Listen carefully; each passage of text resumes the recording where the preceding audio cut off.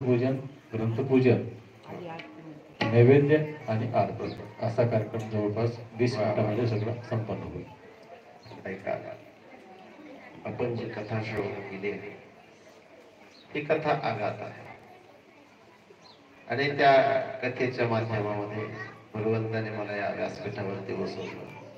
तुम्ही सर्व मायबापांनी या व्यासपीठावरती बसवलं आणि व्यासपीठावरती बसवून तुम्ही जे प्रेम दिलं ना महाराज, हे प्रेम जेवणामध्ये कधीच कधीच कधीच विसरता येणार.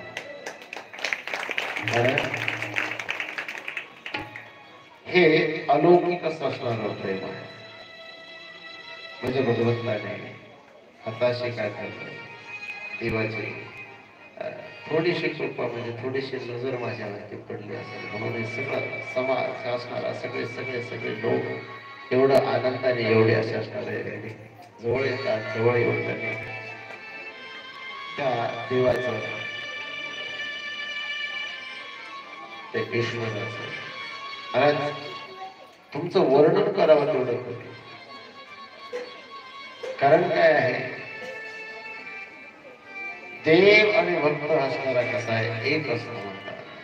देव आणि भक्त असणारा दोन जीव आणि एक आत्मा असणारा. तुम्ही सगळ्यांनी सुंदर प्रेम दिलं. एक देवाचा तुम्ही खूप गोड भक्ती केलेली आहे, त्याबद्दल तुम्हाला साष्टांग प्रणिपात साष्टांग दंडवत घालून माझ्या तुमच्या विषयी बोलावं तितकं कमी आहे. आणि सगळेजण ज्यांनी येऊन येऊन ज्यांनी रोज आशीर्वाद दिला. आमचे गुंडे महाराज बोलले की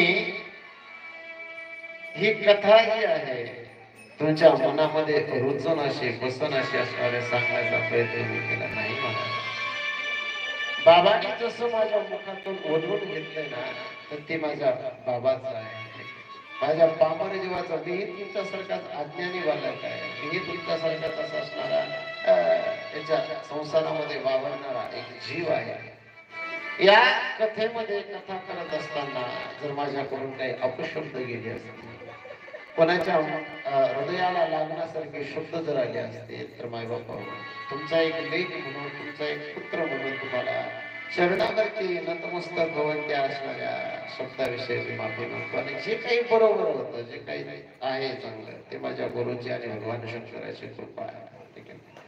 तर आपल्या राहिलेल्या छोट्याशा कथेला म्हणजे माझ्या या दहीहंडीच्या कथेला आपण सुरुवात करू. त्याआधी आपलं हे प्रकाशन जे करताय त्यांचे पटेल साहेब, त्यांचे खूप खूप अशा असणारे आभार आहे. त्यांनी दांडेगल्लीमध्ये सुद्धा आज त्याच्यावरती प्रकाशन केलं होतं. युट्यूब वरती त्यांनी कथा टाकल्या होत्या. आजही या ठिकाणी येऊन त्यांनी कथा टाकतात आणि त्यांचं निष्काम भक्ती आहे, काही घेत नाही.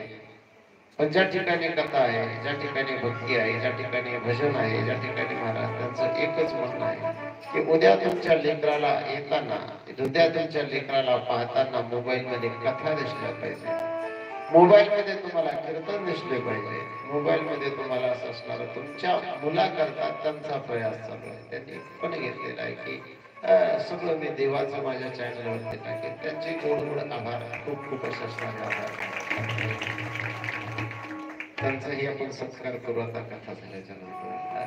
महाराज आपल्या कथेचा, आपल्या परंपरेचा, आपल्या वारकरी संप्रदायाचा नियम आहे की ज्या वेळेस सांगता असते त्यावेळेस महाप्रसादाचा कार्यक्रम असतो, काल्याचा प्रसंग असतो, भगवान परमात्म्याचं चरित्राचं उच्चारण असतं. चरित्र ते उच्चारावे केले देवे गोकुळे. हे केलं त्या भगवान परमात्म्याने जे गोकुळामध्ये चरित्र केलं, ज्या भगवान परमात्म्याने गोकुळामध्ये राहत असताना मग अनेक चरित्र रांग तरंगणी चोरीत लोणी, रांगताने त्याने चरित्र केलं ते वेगळं आहे. तारुण्यावस्थेमध्ये गायी चारताना काही चरित्र केले ते वेगळे आहे. पण या ठिकाणी चरित्राचं उच्चारण गोकुळामधल्या चरित्र ते उच्चारावे केले देवे गोकुळे. जे गोकुळामध्ये चरित्र केलं ना माझ्या देवाने, तर ते चरित्र उच्चारण्याचा एक चरित्राचा चरित्र ते उच्चारावे